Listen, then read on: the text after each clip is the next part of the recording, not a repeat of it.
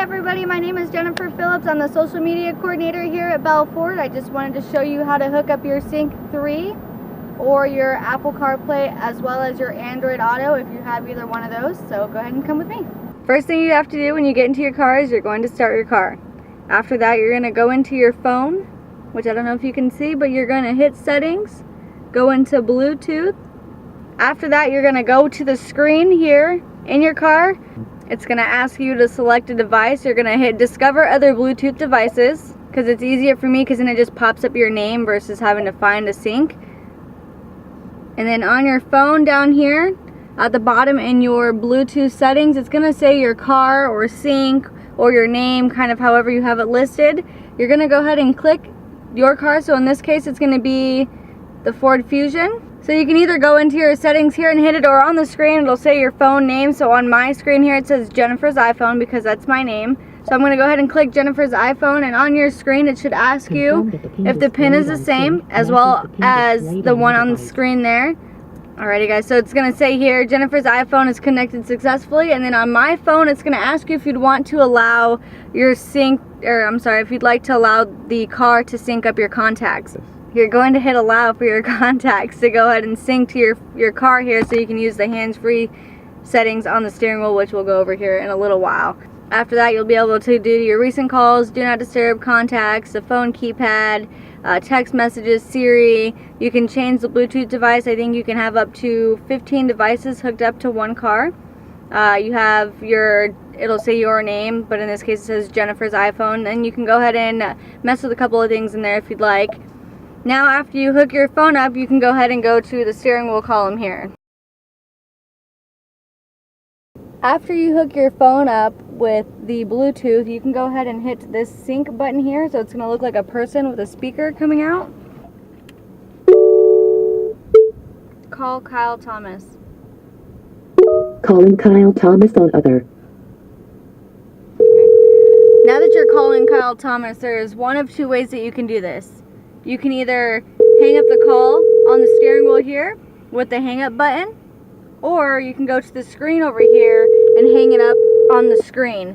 To me, preferably, it's a little bit safer to just do it here so you're not distracted moving around a lot. You're going to have an easy access here. So go ahead and hit this button.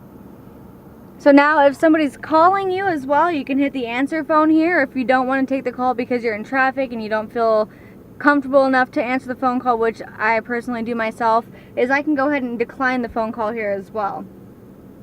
Another cool thing you can see here is if you push this, it's going to go ahead and give you a description of the things that you can say. So you can change the radio station, you can change it from AM, FM to Sirius XM, or you can also change the temperature.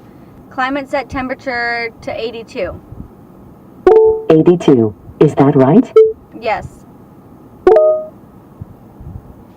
On that same answer and decline button that I was just talking to you about a second ago, above it you'll see the arrows going left or right. That is for you to change the radio station. Below that you're going to have the volume button. You'll be able to turn it up and turn it down.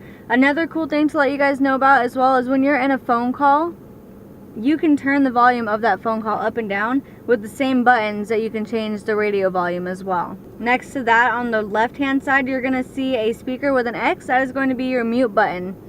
So if you need, for whatever reason, to answer your phone call in private, so you have that option, you don't have to have it through the car, but you can answer it in private on your phone, you'll just go ahead and hit this mute button here, so it'll mute the radio so you can take your phone call as well. So these arrows right above the other buttons that we were just talking about, that one is going to use this screen here.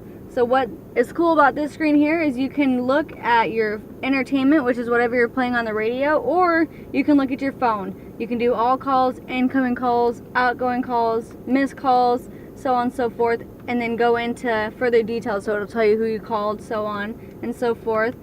Or you can do entertainment. I have my AM, my FM, my Sirius XM, and then Jennifer's iPhone as well.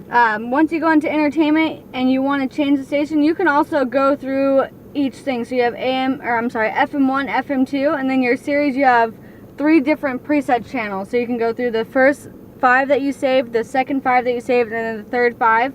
so you don't have to keep touching the screen. You can just do it all from your steering wheel column here. Another cool feature that the Sync 3 has is the Apple CarPlay or Android Auto, which I was talking about outside of the car before I got in. You would just have to get a factory phone cord. You can plug it into the USB inside the console, or there's another USB down here, and in every car it's going to vary. Most of the time it's going to be the main USB port that you'll use for that.